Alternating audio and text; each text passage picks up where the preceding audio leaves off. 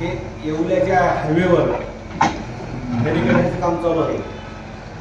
ह्या जो हायवे आहे किंवा कोणताही रस्ता असला तर रस्त्याच्या आत दडलं आहे का असा प्रश्न असतो.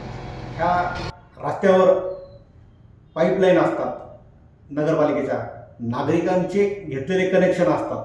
तसेच ह्या विविध ज्या कंपन्या आहेत, BSNL असेल, जिओ असेल, एअरटेल असेल, यांच्या फायबल्स ज्या ऑप्टिकल ज्या केबल असतात त्या केबल टाकलेल्या आहेत.